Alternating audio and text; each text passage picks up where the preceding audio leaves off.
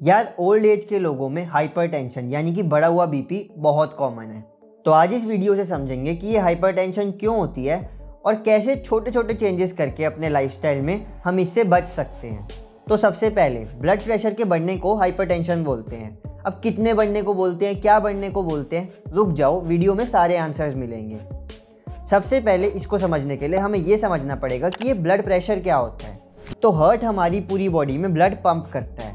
अब आर्टरीज का क्या काम होता है, वो ऑक्सीजनेटेड ब्लड को हार्ट से ऑर्गन्स तक कैरी करती हैं ताकि हर ऑर्गन को ऑक्सीजन मिल सके और हर ऑर्गन अपना काम कर सके। एक बार उसमें से ऑक्सीजन निकल गई तो वो डीऑक्सीजनेटेड ब्लड हो जाता है और ये डीऑक्सीजनेटेड ब्लड वेन्स वापस से हार्ट तक लेके जाती हैं। तो ब्लड आर्टरीज और वेन्स के थ्रू फ्लो करता है।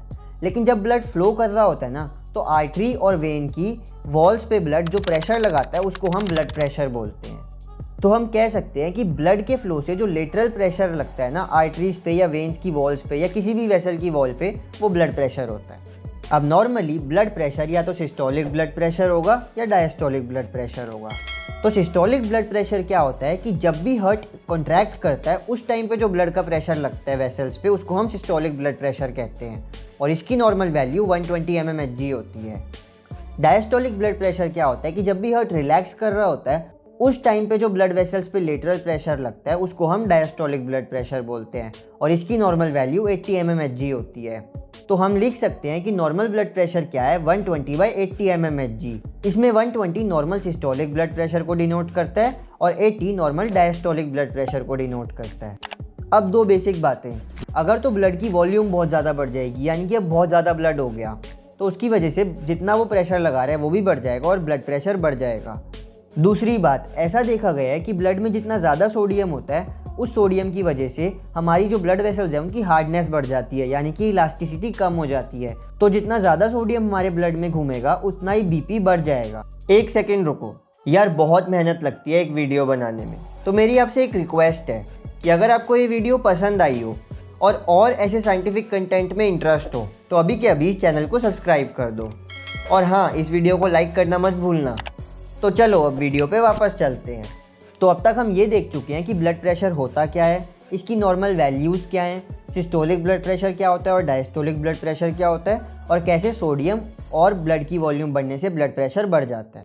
अब JNC 8 गाइडलाइंस के हिसाब से अलग अलग कैटेगरीज बन रखी हैं बीपी की, जैसे कि 120/80 नॉर्मल ब्लड प्रेशर है, 120 से 139 और 80 से 89 प्री हाइपरटेंशन है। प्री हाइपरटेंशन मतलब कि अभी तो इसको हाइपरटेंशन नहीं है लेकिन फ्यूचर में हो सकती है। 140 से 159 और 90 से 99 ग्रेड 1 हाइपरटेंशन है। मोर देन 160 और मोर देन 100 ग्रेड 2 हाइपरटेंशन में माना गया है। और ये सारे प्रेशर्स जो मैंने बताए ये mmHg में हैं। तो इससे बेसिक बात क्या निकलती है कि अगर किसी का सिस्टोलिक ब्लड प्रेशर 140 mmHg से ऊपर हो या फिर उसके बराबर हो और डायस्टोलिक ब्लड प्रेशर 90 mmHg से ऊपर हो या उसके बराबर हो तो हम उसको हाइपरटेंशन कहेंगे। ठीक है। अब जनरली दोनों इकट्ठे देखने को मिलते हैं, लेकिन कभी कभी क्या होता है कि सिर्फ सिस्टोलिक ब्लड प्रेशर बढ़ा होता है, डायस्टोलिक नॉर्मल होता है, तो उसको हम बोलेंगे आइसोलेटेड सिस्टोलिक हाइपरटेंशन। और कभी कभी क्या होता है कि डायस्टोलिक बढ़ा होता है पर सिस्टोलिक नॉर्मल होता है, तो उसको हम कहेंगे आइसोलेटेड डायस्टोलिक हाइपरटेंशन। अब हम बात करेंगे कि ब्लड प्रेशर के बढ़े रहने से होता क्या है, यानी कि इसके कॉन्सिक्वेंसेस क्या हैं। तो अगर लंबे टाइम तक किसी का ब्लड प्रेशर बढ़ा रहे या उसको हाइपरटेंशन रहे तो इससे जो हमारी ब्लड वेसल्स में एंडोथीलियल सेल्स होते हैं ना, उसकी इंजरी हो जाती है और फ्यूचर में इससे हार्ट के डिजीजेस जैसे कि मायोकार्डियल इन्फाक्शन यानी कि हार्ट अटैक ये भी हो सकता है। इस पर मैं पहले ही वीडियो बना चुका हूँ, आप चेकआउट कर सकते हो। या फिर इससे स्ट्रोक भी हो सकता है।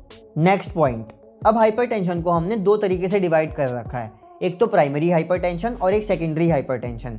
प्राइमरी हाइपरटेंशन वो है जिसका हमें कॉज ही नहीं पता और सेकेंडरी हाइपरटेंशन वो है जिसका हमें कॉज पता है, जो किसी बीमारी की वजह से हो रही है। सबसे पहले बात करते हैं प्राइमरी हाइपरटेंशन की।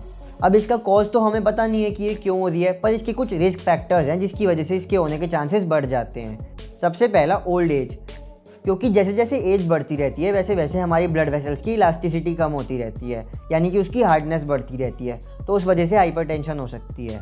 दूसरा ओबेसिटी यानी कि मोटापा।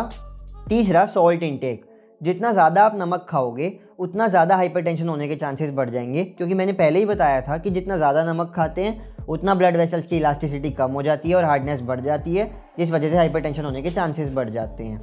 और चौथा, सीडेंट्री लाइफस्टाइल, यानी कि एक्सरसाइज ना करना, सारा टाइम बेड पे बैठे रहना, लेटे रहना, इस वजह से भी हाइपरटेंशन होने के चांसेस बढ़ जाते हैं। दूसरी होती है सेकेंडरी हाइपरटेंशन। सेकेंडरी हाइपरटेंशन होती है किसी कॉज की वजह से, जैसे कि किडनी में ब्लड फ्लो कम हो गया है, उसकी वेसल्स में एथेरोस्क्लेरोसिस की वजह से। सेकेंडरी हाइपरटेंशन की हम किसी और वीडियो में बात करेंगे, अभी हम प्राइमरी हाइपरटेंशन पे ही फोकस कर रहे हैं। तो अब हम आ जाते हैं इसके ट्रीटमेंट पे कि इसका ट्रीटमेंट क्या है। सबसे पहले हमारा एम रहता है कि अगर किसी को हाइपरटेंशन है तो हम उसका ब्लड प्रेशर 140/90 mmHg से कम कर दें। अब इसके ट्रीटमेंट में सबसे पहले लाइफस्टाइल चेंजेस ही होते हैं कि सबसे पहले अगर एक्सरसाइज नहीं करते तो हर रोज़ एक्सरसाइज करना शुरू करो, कम नमक खाओ।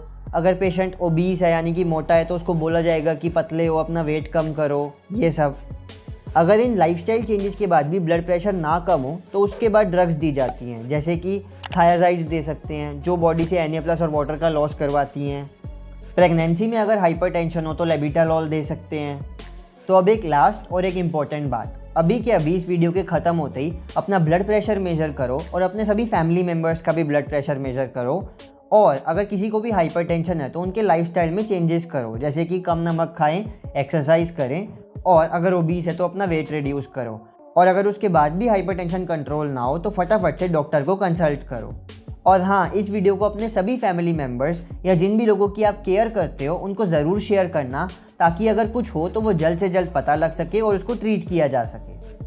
अगर आप ब्रेस्ट कैंसर के बारे में जानना चाहते हो कि ये क्यों होता है, किन चीज़ों की वजह से इसके होने के चांसेस बढ़ जाते हैं और किन चीज़ों की वजह से इसके होने के चांसेस कम हो जाते हैं, तो आप इस वीडियो को चेकआउट कर सकते हो।